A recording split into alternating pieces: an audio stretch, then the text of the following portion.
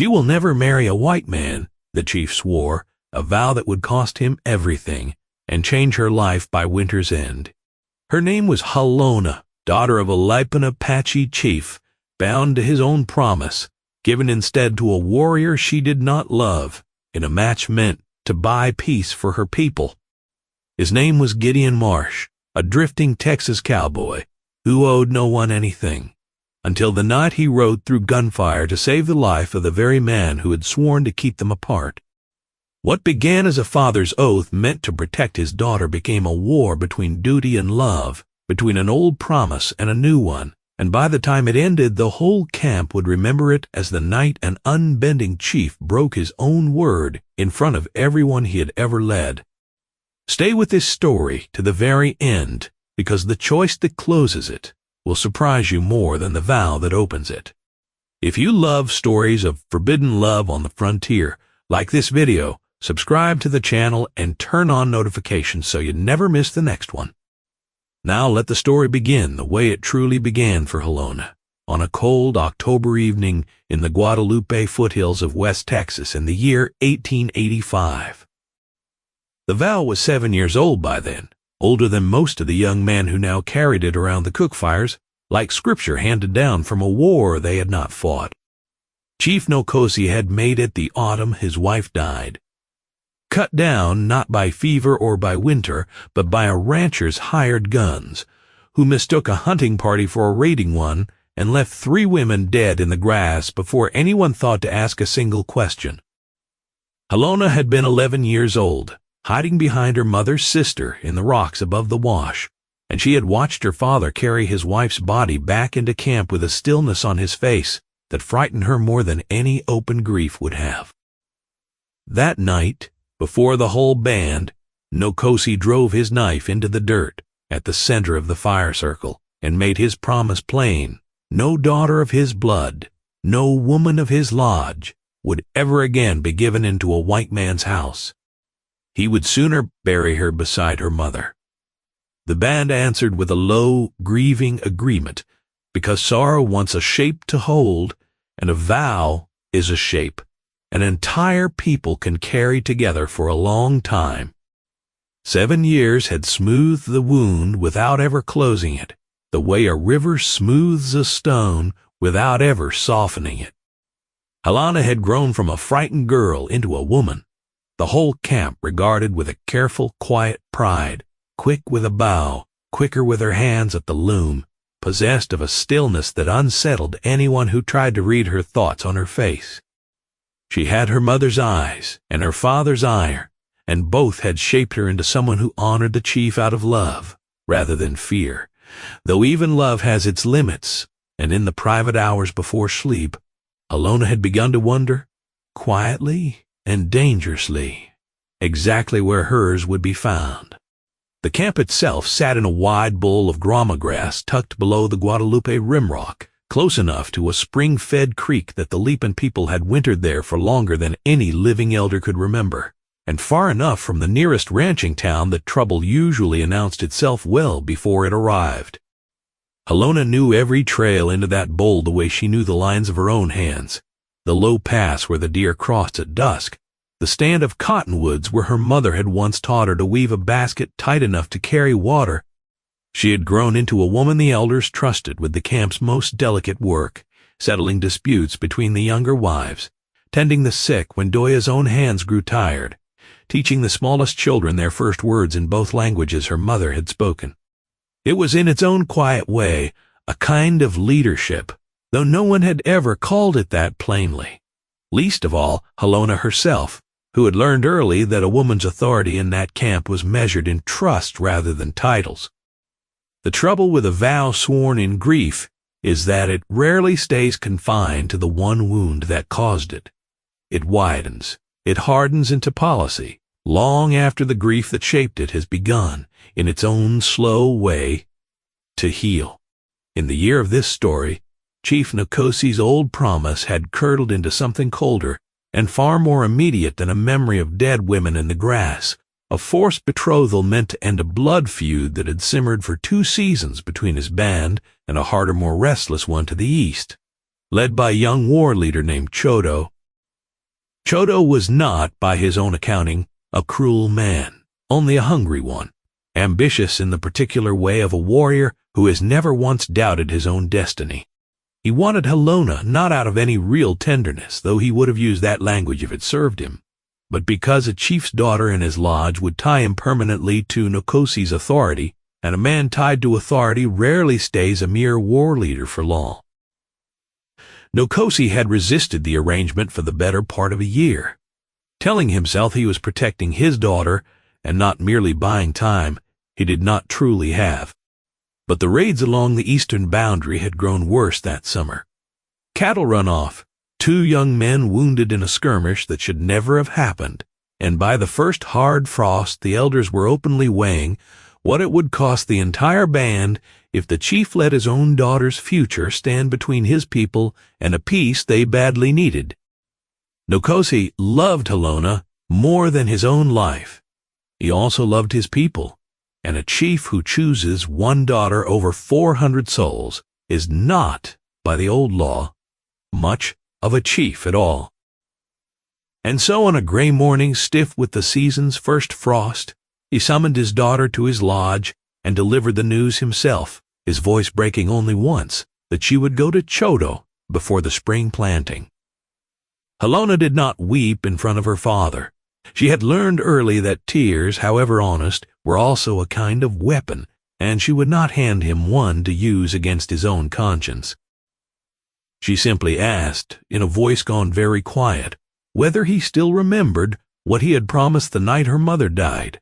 He did remember, every word of it.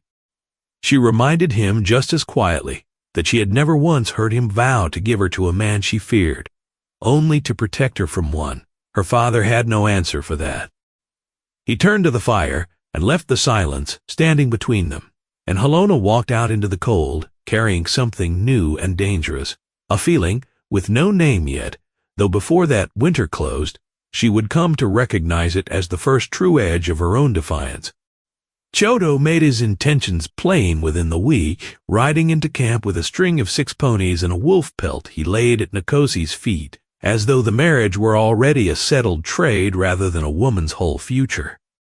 He was not unhandsome, and he was not foolish, which made him more dangerous than either flaw alone would have. He watched Halona the way a man watches property already promised to him, and when she twice declined to sit beside him at the evening fire, he laughed the refusal off in front of the others as shyness, though his eyes, when no one else was looking, carried something closer to a warning than to amusement. Doya, a sharp-tongued healer who had raised Halona nearly as much as her own mother had, watched the courtship with her jaw set tight and warned her niece privately that a man who smiles that easily through a public refusal is a man banking his anger for later, in private where no one else will see it spent. It was into this brittle peace, a camp holding its breath between an old vow and a new war, that Gideon Marsh rode one gray afternoon, 3 weeks before the season's first real snow. Gideon was 28 and carried himself like a man 10 years older, the particular weariness of someone who had buried more than his fair share. 4 years earlier he had owned a small spread outside Fredericksburg with a wife named Ellen and a boy, not yet 2, and in the space of one terrible week, a fever took them both, while he was 3 days out on a cattle drive he had needed for the money. He came home to 2 fresh graves and a silence in the house that never fully left him. After that, he sold the spread within the year, unable to look at the rocking chair by the window without seeing Ellen in it, and had drifted west and south ever since, taking work where he found it, sleeping under more stars than roofs, letting the miles do what grief alone had never managed. He was riding now for a cattle outfit pushing a small herd toward the Pecos Crossing, 300 head and 4 other hands, and he had ridden ahead of the group that October afternoon to scout water, which was the only reason he happened to be alone and armed and awake. When the first sounds of trouble carried to him on the wind from the direction of the Lipan camp, a trader had warned him about the camp 2 days back. In the flat, careless way frontier men warned each other about anything carrying an Apache name, though Gideon had long since learned not to mistake a stranger's fear for fact. What reached him now was not fear talking. It was gunfire, distant but unmistakable, and beneath it the particular high confusion of horses and voices that means an ambush rather than a hunt. He sat his horse a long moment on the ridge above the wash, every practical instinct in him arguing that this was not his fight, that a lone white cowboy riding into an Apache camp under fire was as likely to be shot by both sides as thanked by either one. Then he thought unbidden of Ellen, of the particular helplessness of arriving somewhere 3 days too late to matter, and he put his heels to the horse before he had finished deciding anything at all. What he rode into was worse than he expected. A band of renegade riders, outlaws wearing no colors and answering to no law, had struck the camp's eastern picket line at dusk, using the cover of the frost-thin brush to close in before the alarm was raised. They wanted horses, mostly, and whatever else could be carried off in the chaos, and they had already put 2 of Nokosi's young men down in the first exchange of fire when Gideon came over the ridge at a dead run. Rifle up, his own shout scattering as much confusion as comfort into the dark. He did not stop to explain himself.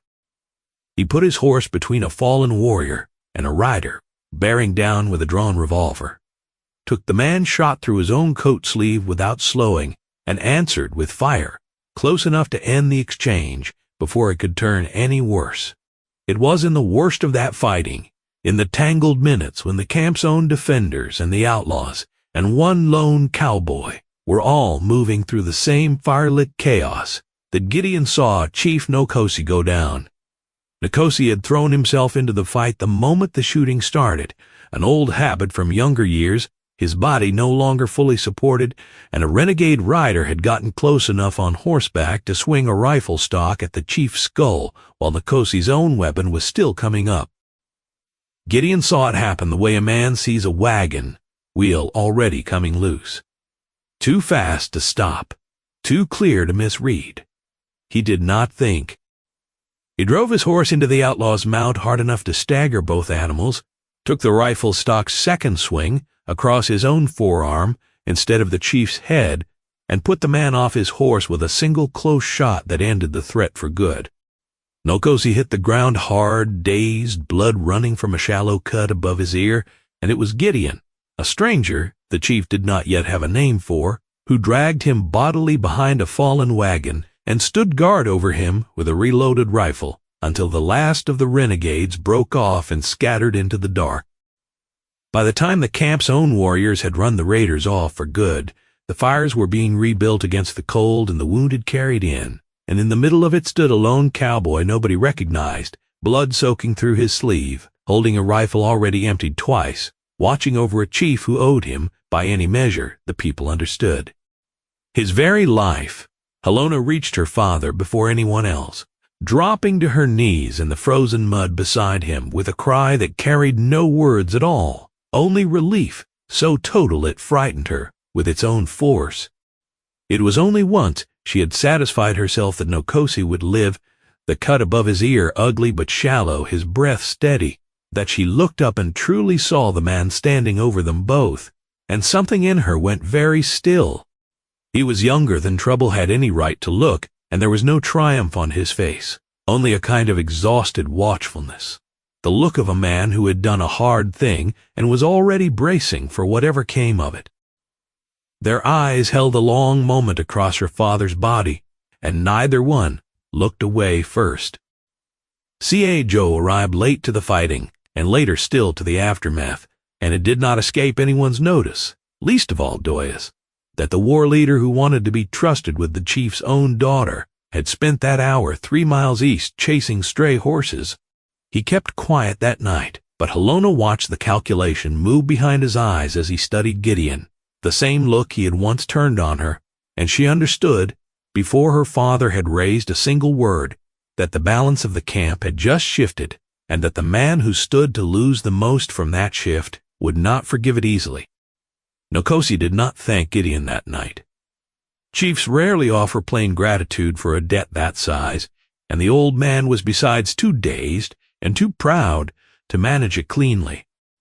What he did instead, once his head was bound and his breathing had steadied, was order the cowboy's wound tended, his horse fed, and a place made for him by the central fire, rather than send him back into the cold dark to find his own outfit, which by then was 2 hours' hard ride away, and Gideon guessed privately. He stayed. He told himself it was only good sense that a man does not ride wounded through unfamiliar country in the black of night when a warm fire has been offered, and he did not examine too closely why the offer had felt, from the very first, like something he already wanted before it was ever made. It was Halona who cleaned and closed the wound on his forearm, working in the firelight with the same steady hands Doya had trained into her since girlhood, and for the first several minutes neither of them spoke a word. Gideon watched her work with the particular attention of a man who had forgotten, without quite realizing it, what it felt like to be cared for by someone else's hands, and Halona worked with the deliberate concentration of a woman not yet trusting herself to hold his eyes for long at a stretch. "You didn't have to ride in," she finally offered, still not looking up from the stitch she was setting. Most men wouldn't have, Gideon considered it. Most men weren't close enough to hear it. I was. It was a small answer, almost nothing, but Halona heard the truth folded inside it, that he had chosen to come regardless. That mere proximity did not explain a man putting his own body between a stranger and a rifle stock. She finished the stitch in silence, and only then let herself look up, and what passed between them in that look was not yet love, not on that first night, but it was the beginning of something neither of them had a word for yet, and a recognition, too, that the world both of them had assumed was fixed and separate, have a door somewhere in it. If stories like Halona's are the ones that stay with you, this channel is built entirely around them, and becoming a member is one of the best ways to help us keep telling them. Just tap join beside the channel name. It costs less than you'd think, and it means more to us than we can easily put into words. Gideon's own outfit rode on toward the Pecos without him 3 days later, the trail boss grudgingly accepting that a debt of honor kept him behind, with a promise to rejoin the drive at the next town once his arm allowed it. In truth, Gideon barely thought about the herd at all. In those first days, Nokosi, still weak from his injury and unwilling by his own iron pride to let a debt like this one go unaddressed, insisted the cowboy remain in the camp until his wound had properly closed, a decision that raised eyebrows among the elders and outright fury behind Chodo's carefully composed face. Though the war leader could hardly accuse a wounded chief of dishonor for it. Nokosi watched all of this unfold with the particular helplessness of a father who has already sensed which way the wind is turning long before he is ready to name it out loud. He had not forgotten his own vow, and he told himself in those early days that the debt he owed Gideon was a separate matter entirely from the promise he had made Chodo, that a chief could honor one without breaking the other. It was a comfortable belief, and like most comfortable beliefs, it did not survive close contact with the truth for very long. He caught himself, more than once that first week, watching his daughter across the fire circle with an attention he usually reserved for reading weather or judging an enemy's intentions, and what he read in her face unsettled him more than any storm ever had. She was happier than he had seen her since her mother's death, and happiness, he understood even then, has a way of complicating the plans that were made without asking it first for permission. The days that followed became, without either Gideon or Halona quite naming it, a slow and careful courtship built almost entirely out of small things. On the second morning, Halona brought him a bowl of stew before anyone thought to ask her, and stayed to watch him eat it rather than leaving the way custom might have suggested. On the third, Gideon, restless with a wounded arm and a body unused to stillness, mended a broken cradleboard frame for one of the camp's young mothers without being asked, working with a quiet competence that told the camp something about him no speech could have carried. Halona watched him from across the fire circle and found herself smiling before she noticed she had started. They began, in those days, teaching each other words. Gideon learned first the Lipan word for horse, then for fire, then, haltingly, for gratitude, stumbling over the sounds in a way that startled a laugh out of Halona so unguarded it surprised her own aunt. who had not heard her niece laugh freely in longer than she cared to admit. Halona in turn learned English from him by firelight, sitting a careful arm's length away, repeating words back to him with a seriousness that made him want, more than once, to close that careful distance, and did not, because he understood even then exactly how much was at stake in every inch of it. "Why do you stay?" she wondered aloud one evening, when the question had finally pressed past her caution. "When your own people are 3 days' ride that direction, and you owe my father nothing more than you've already paid him?" Gideon studied the fire a long moment before answering. "I had a wife once, and a boy. I lost them both to a fever while I was 3 days off working someone else's cattle, and I've spent 4 years since telling myself I couldn't have changed it, even if I'd been home. But I decided a long time ago I wasn't going to be the kind of man who rides away from trouble a second time when he's got the chance to do different." He did not look at her as he finished, but she heard folded under the words everything he had not quite put into speech, and she did not press him further that night, only sat a little closer to the fire, and without either of them remarking on it, a little closer to him. There was a fifth small scene, one Doya alone witnessed and kept to herself for years afterward, that told her more about the shape of things to come than anything spoken aloud in council. Late on the 11th evening, unable to sleep with his arm still throbbing beneath its dressing, Gideon had wandered to the edge of the horse line and found Halona already there, brushing down a paint mare by lantern light with the same unhurried patience she brought to everything she touched. He had offered, awkwardly, to help, and she had handed him a second brush without a word, and for the better part of an hour the two of them worked in a silence that neither one hurried to fill, the mare's steady breathing and the soft rasp of bristle against hide the only sound between them. When the work was finally done, Halona had reached out, almost without thinking, and set 2 fingers briefly against the back of his uninjured hand, a gesture so small it might have meant nothing at all between 2 strangers, and meant, between the 2 of them, almost everything. Neither spoke of it again for weeks. Both remembered it as the true beginning, long after the fires and the councils and the threats had faded into a story told at weddings. Word of the growing bond between the chief's daughter and the cowboy who had saved Nokosi's life did not stay contained within the camp for long.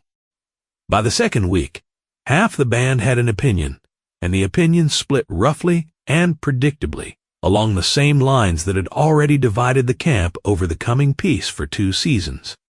The younger men, many of whom had fought beside Gideon that first night and owed their own lives in part to his rifle, regarded him now with a grudging, growing respect.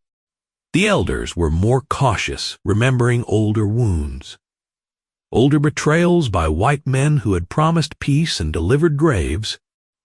And Chodo, watching from the careful distance he had begun keeping since the raid, kept his own counsel, which worried Doya considerably more than open anger would have.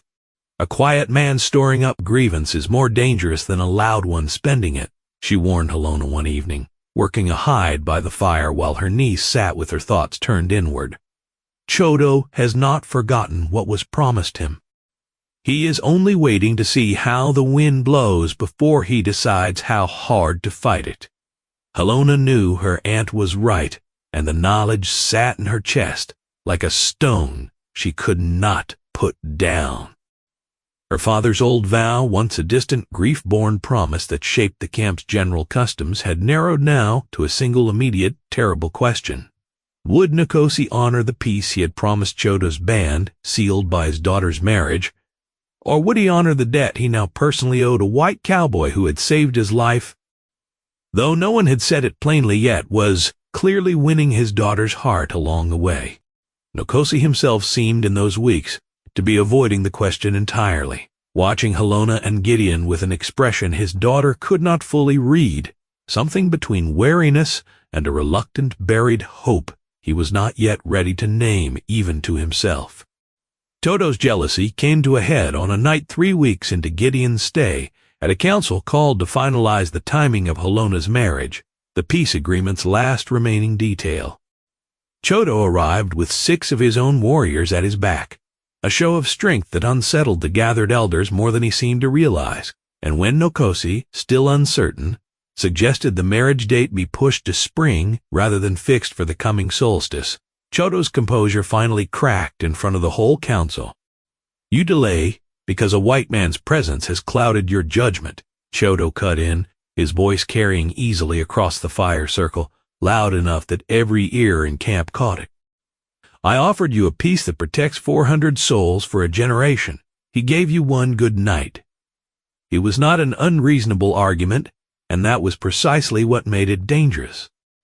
Several of the older men agreed with low nods, and Nokosi, cornered by the plain logic of it in front of his own council, found himself without an easy answer.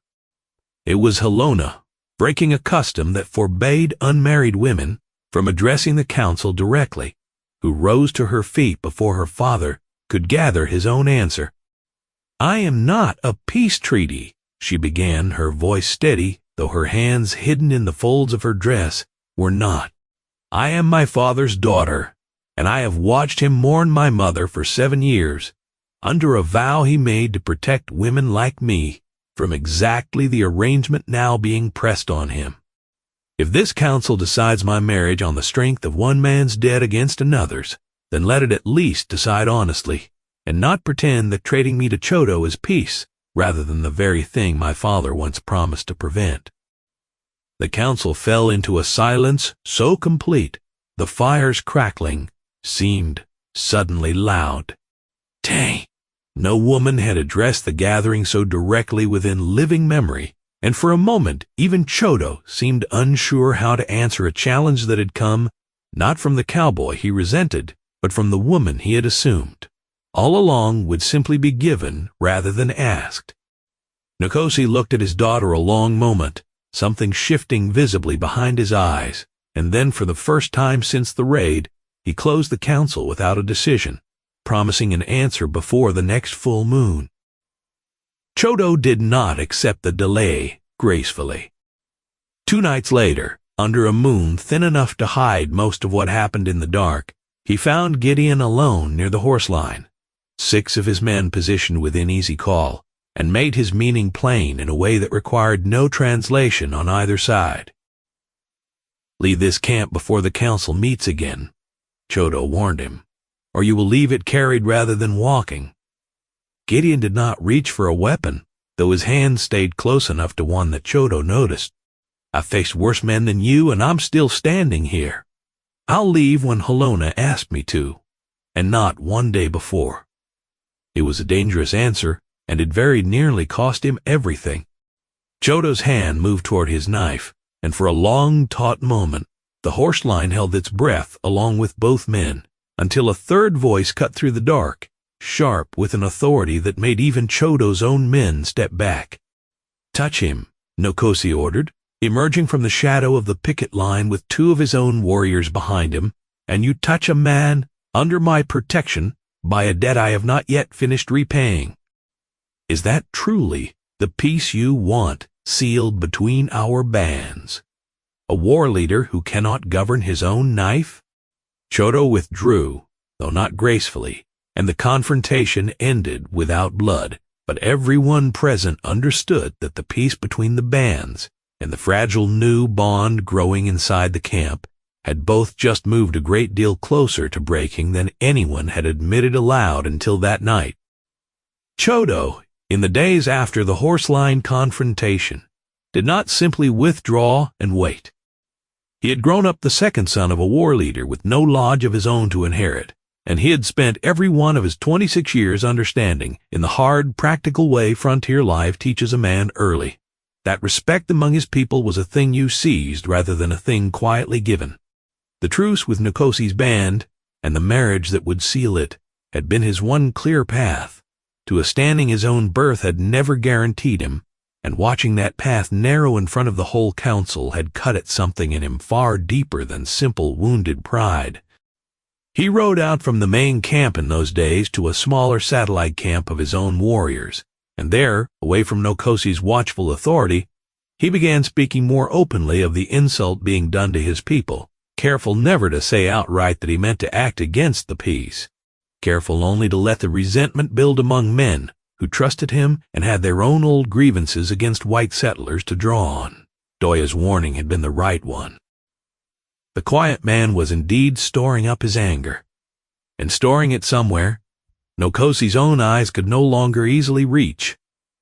It was the second attack, 10 days later, that finally forced the question Nokosi had spent an entire season avoiding. A larger band of the same renegade outlaws, reinforced now and clearly aware of the Lipan camp guarded horses and supplies, worth risking a second raid for, struck at dawn this time in greater numbers, with a boldness suggesting they had scouted the camp's defenses carefully in the weeks between. Gideon was awake before the first shot, some old instinct from the first raid keeping him lighter in his sleep than he had been in years, and he was already moving toward the horse line, rifle in hand, when the shooting began in earnest. The fighting that morning ran longer, closer, and more desperate than the first raid by every measure, and in the chaos of it, Halona found herself cut off from the main body of defenders, caught in the open between two lodges with a renegade rider bearing down on her, his intent unmistakable even at a distance. She carried a knife, and she was not helpless, and it would be remembered and retold for years afterward, thanks largely to Doya that Halona did not freeze. She threw herself sideways behind an overturned cart and drove her blade into the first hand that reached for her, drawing blood and buying herself the half-second she needed. But a second rider was already closing, and it was Gideon cutting across the open ground at a dead sprint on foot, his own horse too far away to reach in time, who put himself bodily between Halona and the second rider's drawn weapon, taking a glancing shot along his ribs that dropped him to one knee even as he fired back and ended the threat for good. Chodo, to his credit, whatever else could later be argued of him, fought hard in that second raid, and it was in fact his own arrow that brought down the renegade leader and finally broke the attack's momentum.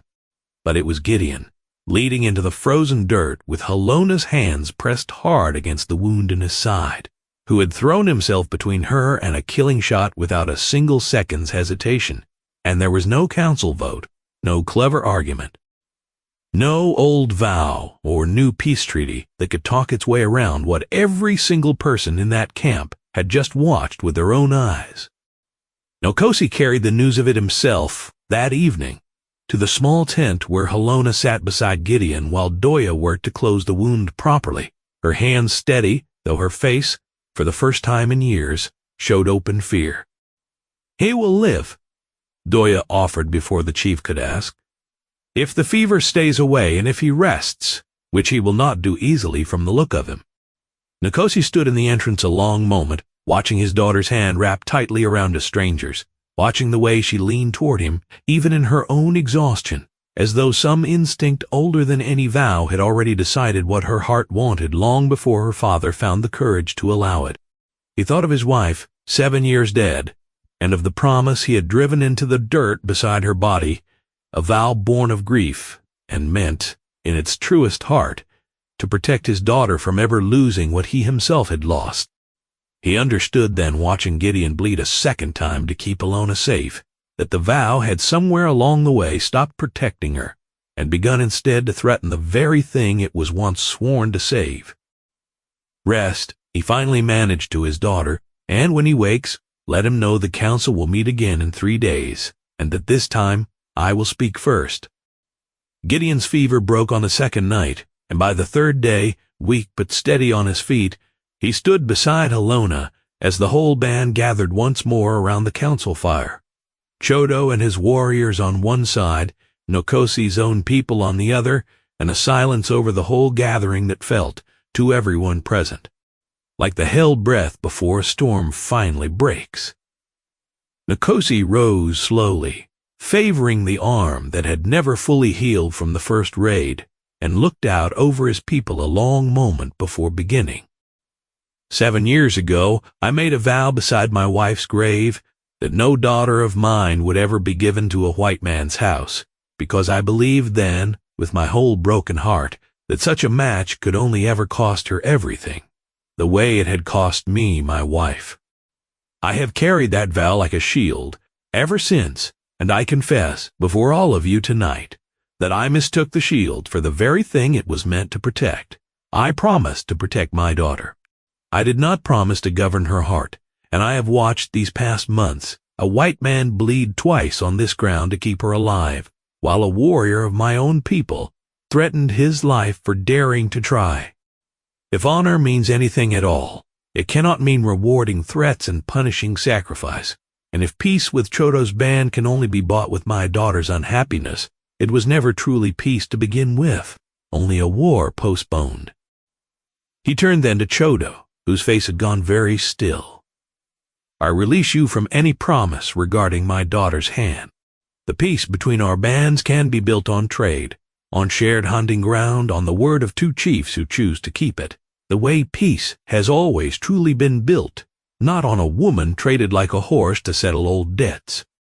If that is not enough peace for you, say so now in front of everyone and let this council know exactly what kind of peace you were truly asking for. Chodo went silent a long moment, the whole camp's eyes on him, and in the end, whatever pride or fury still burned in him, he was not fool enough to admit in front of 400 witnesses that he had wanted a wife more than he had wanted peace.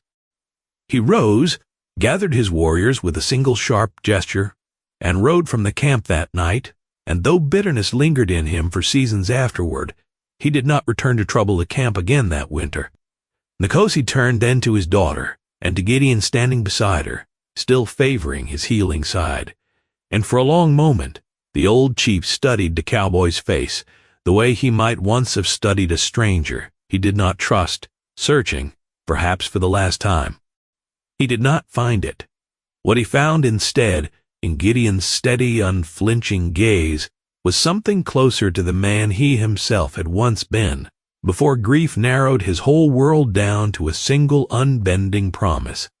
He reached out slowly and took his daughter's hand in his own weathered one, and then before the entire gathered council, in an act more powerful than any speech could have carried, he placed her hand in Gideon.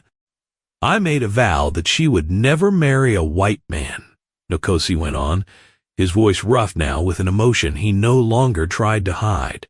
I was wrong to make it, and I am not too proud at my age to admit as much in front of my own people. What I promise now is different.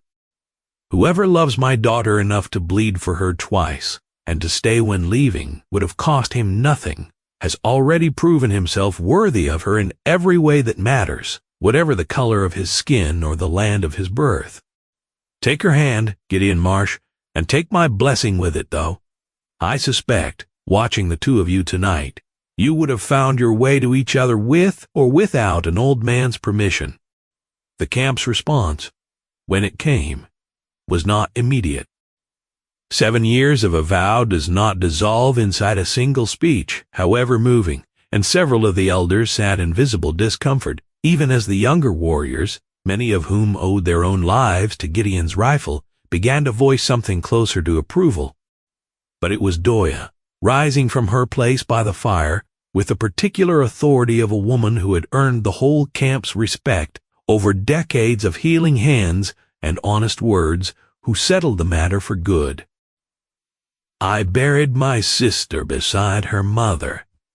7 years ago, Doya began, and I have watched this girl carry her mother's death and her father's.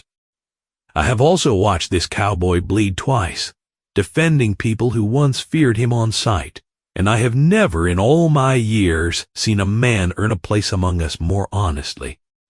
If any of you doubt this match, ask yourselves plainly whether you would rather she marry for peace or marry for love that has already proven itself in blood and fire. I know which marriage I would want for my own daughter, were the choice mine to make. No one argued against her. In the days between the council and the wedding, Halona took Gideon herself along the trail she had known since childhood, up past the spring where her mother had taught her to weave baskets, out to the ridge where the whole bowl of the camp lay spread below them, gold and brown in the late autumn light.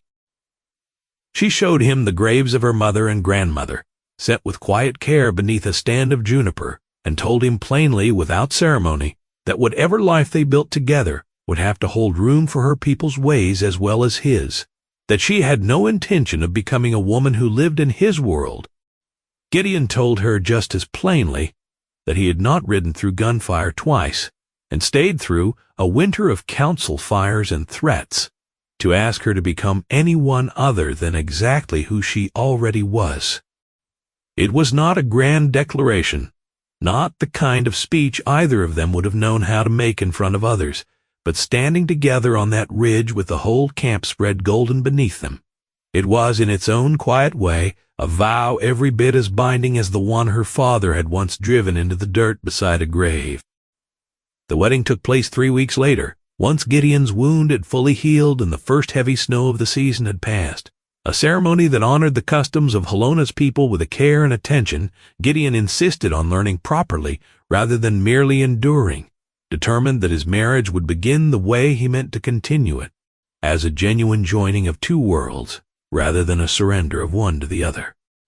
Halona wore her mother's beadwork, carefully kept and finally brought out from Doya's lodge for the occasion, and when Nokosi placed her hand in Gideon's a second time, this time, before the whole assembled camp in the golden light of a winter afternoon, no hesitation remained in the gesture at all. Only a father's hard-won peace, with a choice he had once believed impossible.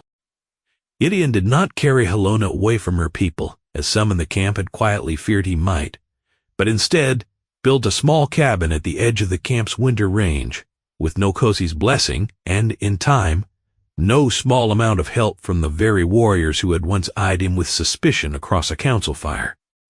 He learned to hunt in the old way alongside his new brothers, tracking deer through the frost-thick brush with men who had once counted him a stranger to be watched, rather than a friend to be trusted, and slowly, season by season, that watchfulness gave way to something closer. Halona, in turn, learned the particular rhythms of the small cattle operation Gideon slowly built, between the two worlds he now called home, riding the fence lines beside him at dawn, learning the language of brands and water rights, the way he had once learned hers by a winter fire. The camp came over the following seasons to regard the cabin at its edge, not as a foreign intrusion, but as a bridge, proof to every doubting elder that a peace built on love could hold, where a peace built on old fear and forced obligation never truly had. The wedding feast itself lasted 2 full days, longer than any celebration the camp had held in years, and it was remembered afterward not merely for its length, but for the particular way it seemed to fold two worlds into one gathering without either losing itself in the other. Nokosi's own hands helped roast the meat that first evening, an old chief's small act of humility that moved several of the elders to tears they did not bother hiding. Gideon in turn had ridden 2 days into the nearest town beforehand to buy coffee and sugar and a length of blue cloth. Halona had once admired without knowing he'd noticed, small gifts that meant less for their cost than for the plain fact that he had listened. Even the youngest children in the camp, too small to understand counsels and old vows, understood well enough that something important had happened, something worth the drumming and the dancing that carried on past both midnights.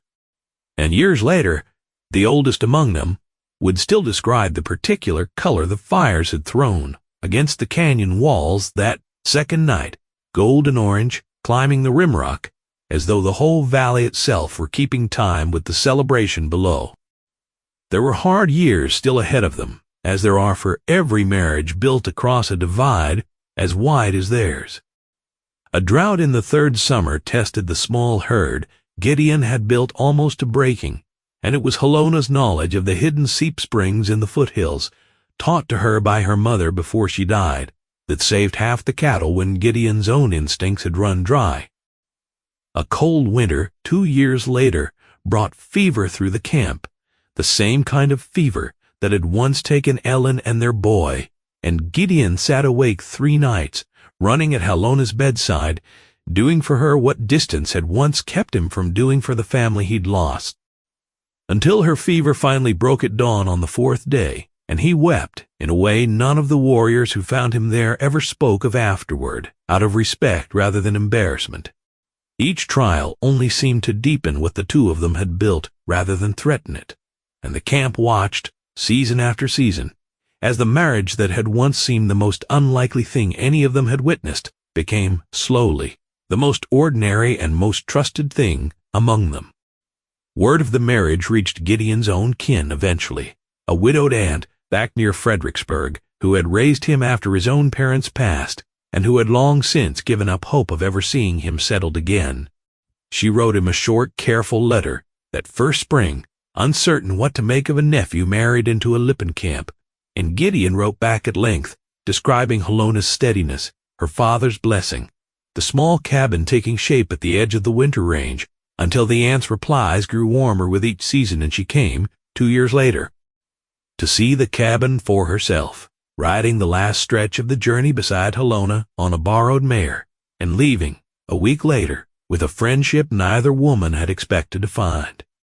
It was a small thing in the larger shape of the story, but it mattered to Gideon more than he ever said aloud, proof that the two worlds he had joined together in his own marriage could, with patience, join a little further outward too. Chief Nokosi lived another 11 years, long enough to hold 2 grandchildren on his knee by the same fire where he had once driven a knife into the dirt and made a vow he later came to regret, and it was said, in the years after his death, that he told the story of that vow and its breaking often, not as a warning against love across the old divides, but as a lesson to every young father in the band that the promises we make in our darkest grief are not always the promises that best protect the people we love. Halona kept her mother's beadwork all her life and passed it in time to a daughter of her own, along with a story the whole camp told for generations afterward, of a chief who made a vow, and a cowboy who bled twice to break it, and a woman who refused at the single moment it mattered most to let anyone else decide her own heart's answer. If this story of Halona and Gideon moved you even half as much as it moved us to tell it, consider tapping join beside the channel name and becoming a member of this channel. It's a small thing that helps us keep bringing you frontier love stories like theirs, and members get to see new stories before anyone else does. Before you go, take a moment to like this video, if you enjoyed it, and subscribe to the channel if you would like more stories of forbidden love, quiet courage, and second chances on the wild frontier. We tell a new one every single week, and we would be glad to have you back for the next one. Until then, we will see you on the trail.